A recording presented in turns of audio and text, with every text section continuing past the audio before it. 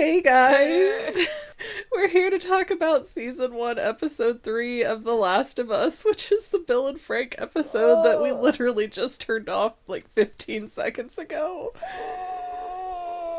Oh, yeah, it's rough. Oh, I'm so used to gay representation being so poorly done. Why did this one need to be sad? Oh my gosh. Yeah, well, okay, let's get through the kind of prelude to this episode where we're in current times. Joel and Ellie are 10 miles west of Boston, and Joel is being very quiet and distant and dismissive to Ellie. And Ellie's like, hey, about what happened to Tess. And Joel's like, I don't want to hear it. I don't want to hear your apologies. And Ellie's like, I'm not apologizing. You two made a choice. You made a deal because you wanted something out of it. So don't blame me because it went bad. It's a very arrogant way to phrase it, but you know. Yeah, Ellie really went into that, and she's just like, I am not accepting accountability, which I don't think she should have to. Yeah. It wasn't her fault, but I don't know. It's also like you don't need to poke the bear, you know what I mean? Yeah, like sorry, I'm blanking because my brain is scrambled after all those tears. Yeah, we've been sobbing for the last hour. The second longest episode of this season, and it's just like, hey, let us twist that heart right out of your chest. You don't need that anymore. No, this could have been its own movie. It basically was. Oh, anyways, we're still with Joel and Ellie. They come across this little shop called Cumberland that Joel has stuff stashed inside of. And there's a Mortal Kombat 2 arcade in there that's really cool, and Ellie's really excited about it. She's like, I have a friend who knows everything about this, and here's different details that different characters do for their special moves. It's like, how? How do you know this? Any friend you have was not alive when this game happened. Plus, yeah, I don't think they're using any of the power that they do have within the QZ to fire up an arcade machine. It just seems like a wasteful, frivolous thing in this situation. And again, Ellie goes to explore, and she's like, is there gonna be anything bad in here? And Joel again goes, just you. Like, she's 14. What beef do you have? Yeah, not only does Joel act like the big brother, but he's Biff Tannen of Big Brothers. He's the Wonder Years big brother that's just a jerk for the sake of being a jerk. He's like, I think his name was Rodney from Diary of a Wimpy Kid. I do not know anything about those, so... Roderick, I'm a liar. His name was Roderick. I will take your word on that, just like you're probably taking my word on the Wonder Years. Yeah. And Ellie finds this trap door in the back that's a little bit buried. No way out. Yeah, she decides, hey, I'm gonna open this, not say anything, have no gun, and just jump down into this vicinity where I can't really see anything. As you do. As you do. And she goes poking around for things very loudly, like that scene in The Last Unicorn where Smedrick's like, and they'll never find the great Smedrick! Smendrick the magician, last of the Red Hot Swamis, third magician son of... Yeah. My coordinates are this. How did you ever catch up with us? Well, you were so busy giving out your accolades. This is my mother's maiden name, and this is my childhood home. Yeah, she's very loud down in that sub-cellar thing. And she does end up seeing an infected, but it's trapped under a pile of rocks like it's the Monkey King. So she immediately goes to touch it. Yeah, she goes and just pulls out her knife and pokes it. And I feel like this is kind of what I was talking about in the last episode that we covered, where you would have to remove people's skin and treat under the skin to get rid of the fungus, and that's why a pill or a vaccine is not going to do it. Because when Ellie cuts that infected skin, it's white right under there. Yeah, there's more mushroom and I want to say maybe pus. Maybe the body was trying to push it out? I don't know. Apparently human bodies just went, oh, cordyceps? Yeah, cool. Just come right on in. We're not even going to fight. Just take over. Well, I mean, the areas that we've seen cut so far, cut open, didn't have blood in them for one, so the cordyceps were probably cutting that off. And two, it looked like they were very pussy, which is a body's common response to push out an infection. Maybe you're right, and I just don't understand infection, but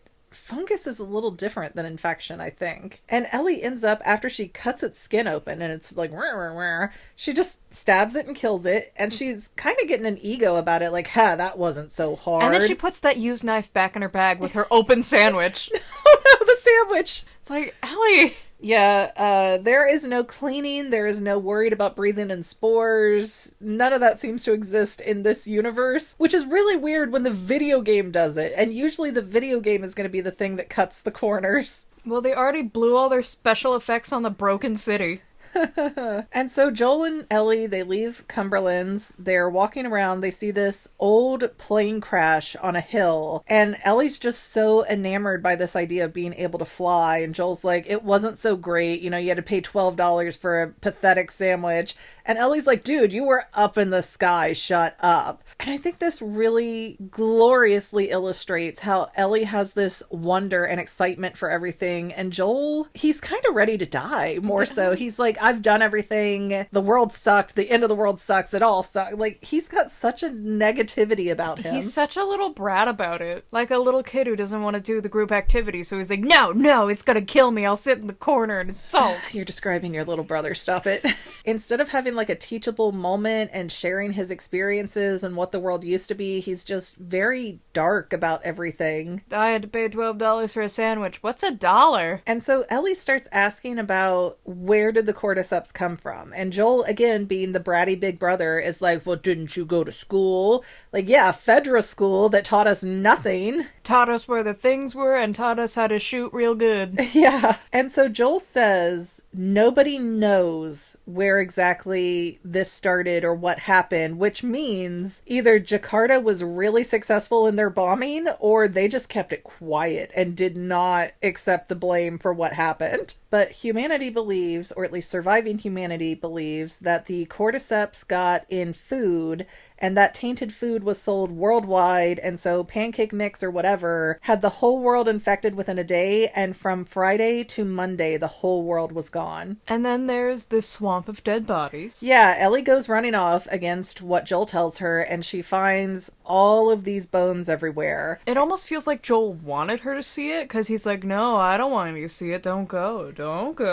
But then she runs ahead and he makes no attempt to be like, stop it! So Joel explains that once the outbreak was happening, the soldiers started going out to more rural areas and rounding up people who were survivors to bring them to the quarantine zones, which makes sense. But apparently, if the QZs were filled, they just executed everybody, so that way there was no chance of them turning, because if you're dead, you can't be infected. Wrong. Which, yeah, that seems to directly counter what we saw in the last episode right before Tess died, because the cordyceps were coming out of the ground and reanimating people. Yeah, and that's just how fungus works in general. It's a natural cleaner. It just eats the dead things. Oh, did the cordyceps take us over because we were all dead inside? Because tonight will be the night for you. So while we're looking at this field of bones, we see a fabric in the ground, and it goes to September 30th, 2003, so about 20 years ago. And we see somebody who is in this field getting round up onto a government truck, and there's these cameras watching all the military people outside. And we have this crazy gun nut prepper dude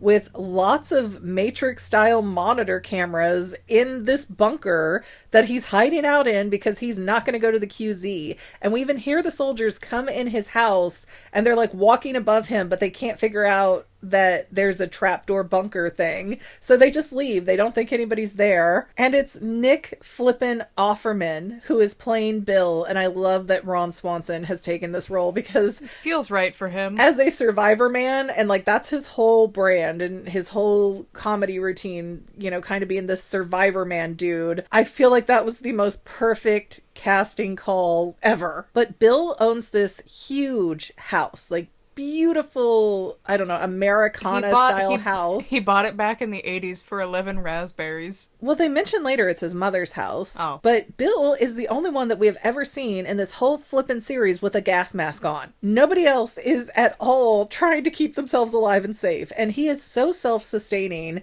He like breaks in and steals generators and gets the power going. And he's got his own gardens. He's got his own chickens. He's making meat. He's got hot showers. He's got it going on. He is the most set man in this entire end of the world scenario. And almost hate it because, yeah, it would be expected that a prepper like that would be able to thrive in this situation. But there's so many that are just Crazy. incompetent and crazy. Yeah. And I feel like this kind of fuels people to keep doing that. And I'm not saying don't prep and don't be prepared for things. Boy Scout motto all the way, always be prepared. But if you've got cameras watching every inch of your house before the world collapses, I'm a bit into your worried. neighbors' houses, into their bedrooms. I'm a bit concerned about your mental state. Who hurt you, Bill? He was always lonely.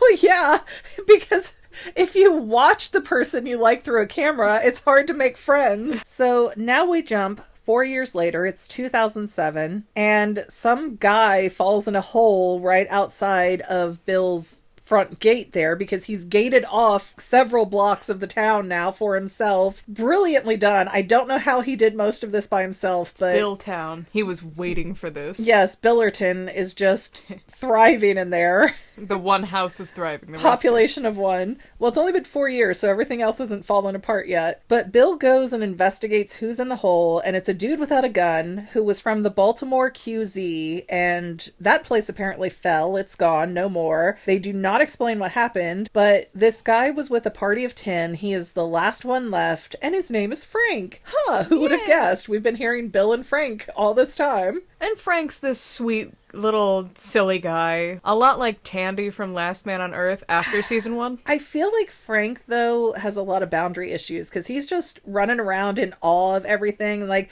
can I take a shower? Is it okay if I have 5 more minutes? Oh, yay! And I kind of think your husband. He is a little high energy, like my husband. My husband's so golden retriever energy. And I think this kind of makes Bill fall for Frank a little bit because Bill has been alone for ages. Even before the apocalypse, he was pretty much by himself, waiting for the worst to happen. He was not shown as having strong connections. It's implied his mother was already passed away and that he lived in his mother's house and he didn't really have anybody. And now here, for the first time probably ever in his life, is Frank just in awe of everything Bill can do and so appreciative. And Bill's probably like, hey, human affection, this is kind of nice. I've never had this before. And it keeps going when Bill makes Frank dinner and he's like, this is the most amazing thing I've ever had.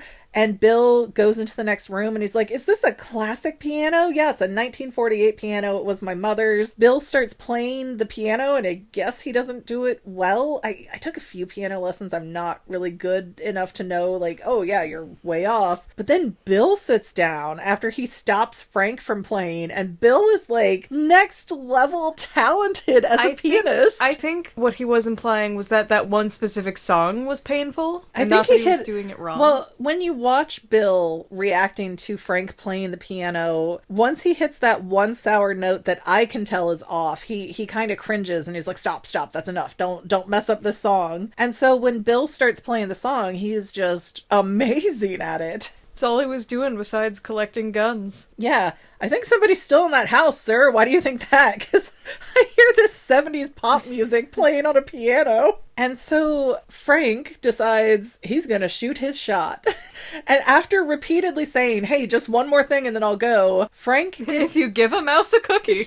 Yeah. Frank gets really close to Bill and he's like, so who's the girl that you were thinking about when you play this song? And he's like, there's no girl. There's never been a girl. I don't like girls. Girls have cooties. And then Bill and Frank start kissing and crying and smushing each other, and they go upstairs to the bedroom and play Scrabble. After Frank looks at Bill and says, "Go take a shower." That's fair. You don't want to play Scrabble with someone who's gross. Yeah, but Bill comes out of the shower, and Frank's there naked in bed. Bill's got the towel wrapped around him, like you do. And Frank is like, well, I am not a loose person. I don't do this all the time, so... I'm not like other boys. Yeah, I'm not like other boys kicking his feet around.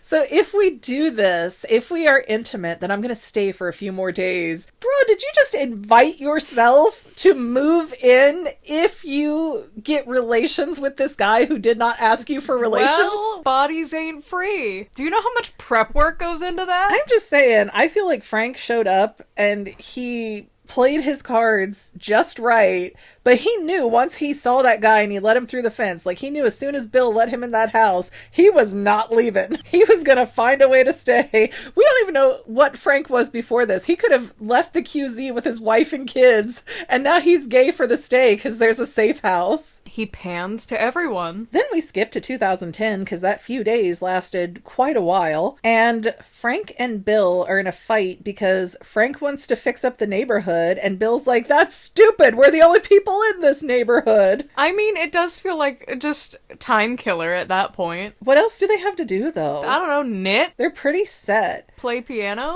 Hit their chickens? It just seems like they're pretty set. And Frank's like, we're gonna have friends. I found this nice lady on the radio. And Bill's like, what is wrong with you? No, he screamed, what? And so they have this awkward garden dinner thing with Tess and Joel. And Frank and Tess are really hitting it off. And he's like, come on, I'm going to show you around in my house. And Bill's like, don't you do it. Don't you do it. And away they went. And Joel's just sitting there like, I get it, Bill. I get it. Like, I feel the same way. This is weird. Our partners be stupid.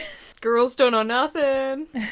And Joel warns Bill on the way out that, listen, eventually raiders are going to come for this place, and they're going to be skilled enough and numbered enough that they're going to get in here and take everything. And so in 2013... This is proven right. This is proven right, but first, we have proof that Bill does not believe in physical activity whatsoever, despite installing fences around the entirety of his small area. Wait, you can't run and do fences. Well, I feel like he should be a little bit more fit for all the maintenance he does around town, but Bill and Frank are doing a run. Bill is covered in sweat, and it turns out that, hey, I got a surprise for you, Bill. And Frank had traded one of Bill's guns for strawberry seeds, which had now bloomed and flourished. And next we cut, after that super cute scene, to raiders actually trying to get in the middle of the night. And granted, this is 3 years after Joel's warning, but it did happen. If I were Bill, I would have absolutely thought Joel sold me out.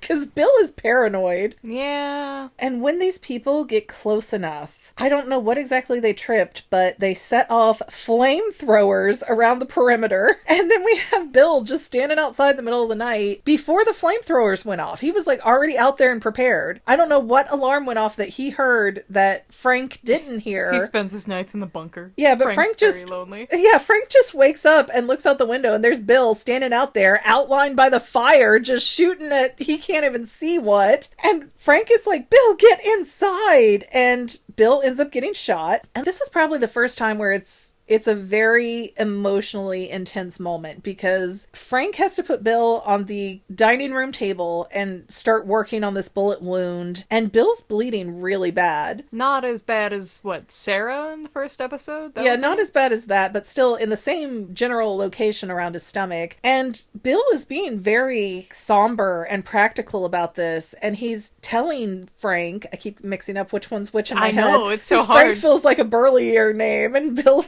just Bill like, feels Twinkie. Oh my gosh, don't say that. But Bill is sitting there going, listen, I got copies of all the keys for you. I need you to call Joel. You can't be here by yourself. He is spending his last bits of breath trying to make sure that Frank is being taken care of after he's dead. And it's... Frank does nothing. Like, that's the closest thing to an I love you that Frank has probably heard from Bill. And then we skip ahead to 2023 with no further explanation of how the Raiders thing worked out. I guess the flamethrower got them all, burnt them to a crisp, new meat source found. Yeah, I mean, human has been tested to kind of taste like pork. Lovely. But we skip ahead to 2023, and Frank is very sick and wheelchair bound, and he's kind of got his hands... They're not like working the best? Yeah, they're kind of twisted, almost like a cerebral palsy, so I wonder if he's got maybe a Parkinson's, or he's got something that is degenerative to his muscle movement, his coordination. I really thought it was Bill in the chair because he got shot. That's what would attract, but no, it's poor Frank. And we see that Bill has to do everything for Frank. Frank can't even move his own wheelchair, so he has to be like, hey, come get me out of the sun. He's trying to paint, he's struggling to do that. And you can see all over the house at this point, Frank has spent a lot of time drawing Bill. Wouldn't you? It's his only inspiration. It's the only... Look, if your only lifeline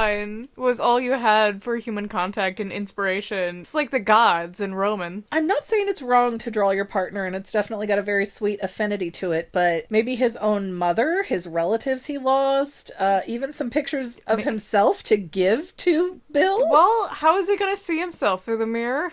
Yeah. The mirrors still work even if there's no power.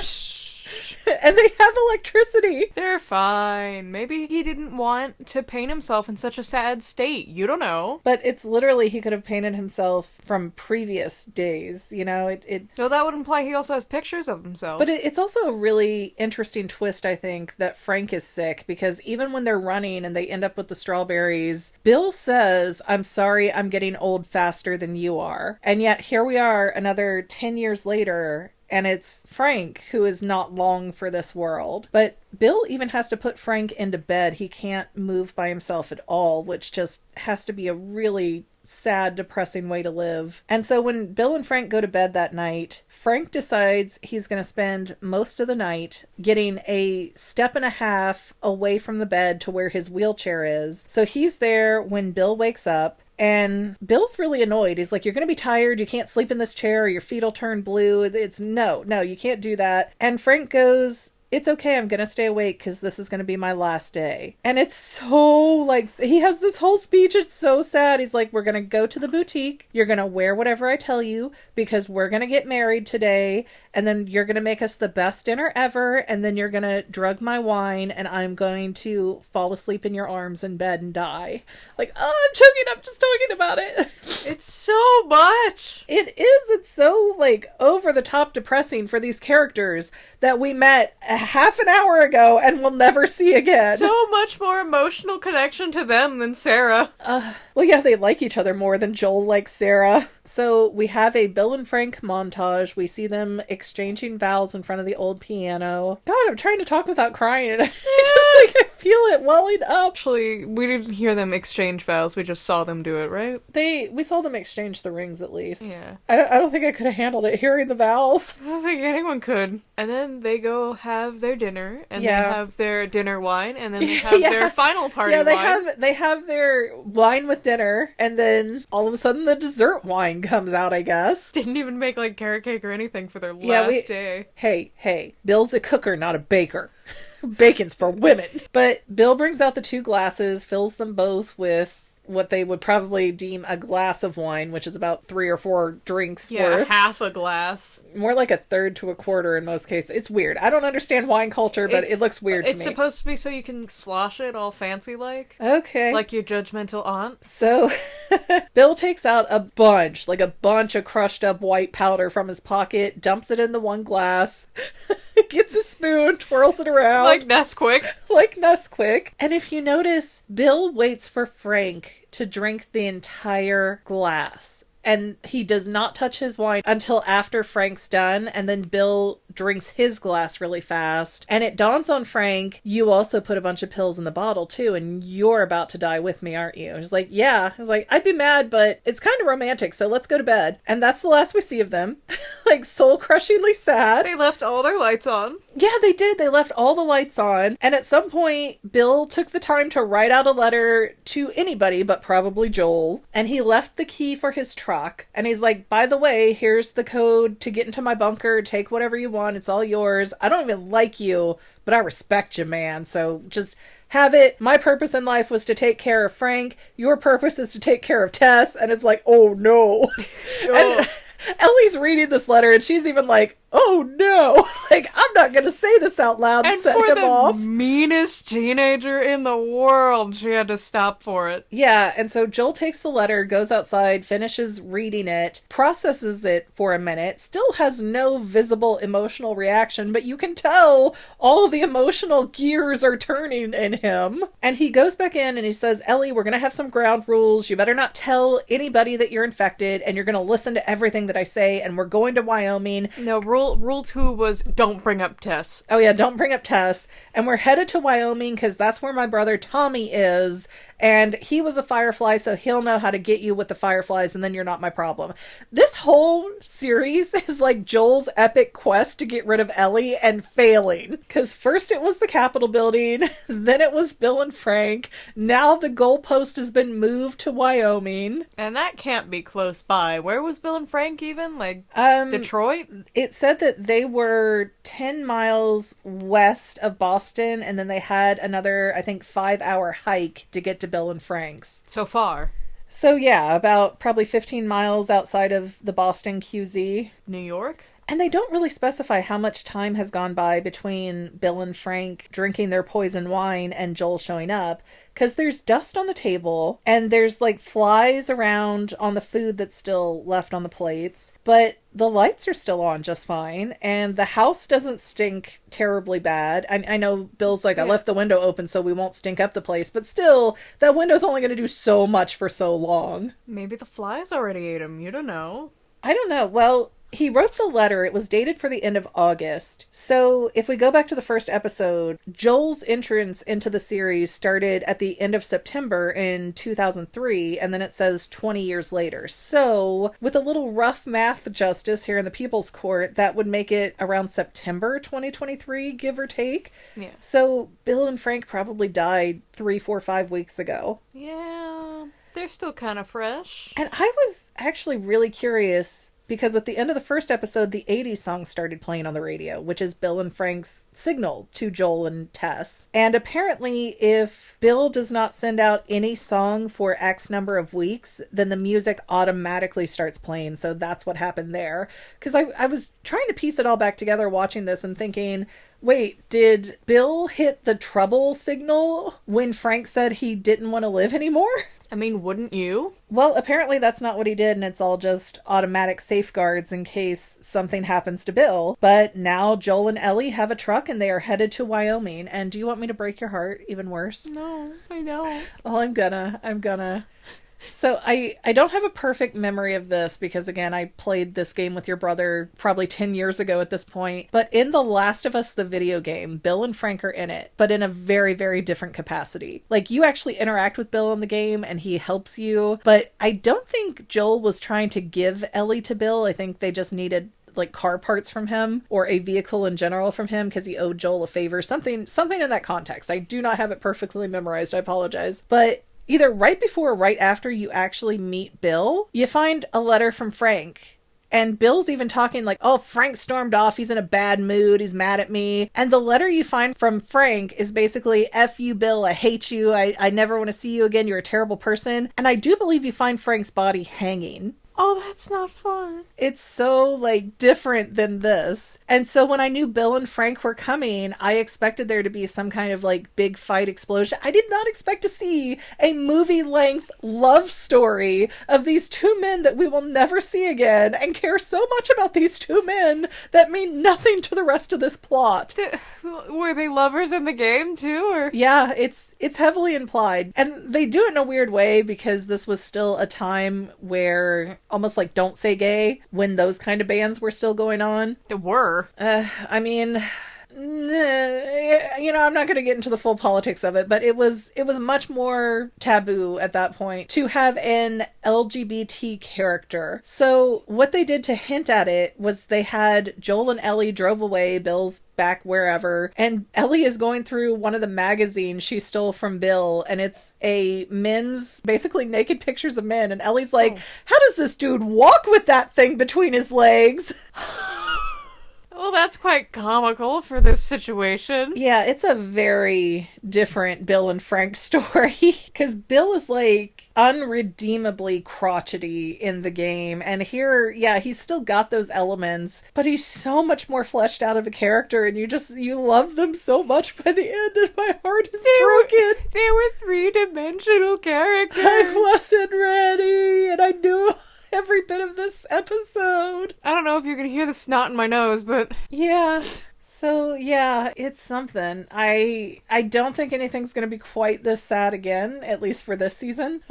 The second part that's coming soon might have a very different story. Oh, especially because in the Last of Us Part 2, the video game, you change which protagonist you are. You bounce between Ellie and the girl on the other side. So you get very conflicting feelings at the end about who you want to win. We got about halfway through this episode before I thought something tragic was coming, but turns out I was wrong in the tragedy. I thought one was gonna shoot the other. No. Yeah, they managed to make it all through the apocalypse without getting infected, but they couldn't beat the human disease. They did reject medicine earlier. Did they? Yeah. Because Joel was like, oh, we have things that you don't have. We have medicine. We have this. We have that. And Bill's like, we're self-sufficient. We don't need you.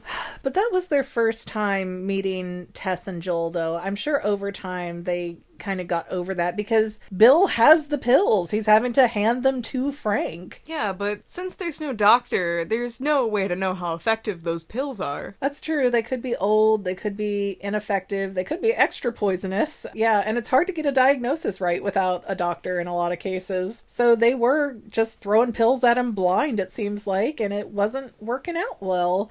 I wish they would have explained better what Frank had, because they were just like, oh, well, they couldn't cure this before the apocalypse. Did he have cancer? It could have been cancer, but the way his hands especially were folded up, it seemed like a nervous system disorder. Well, it depends on the kind of cancer you get. I guess that's true. Anyways, anything else to add, or should we wrap up this very depressing episode?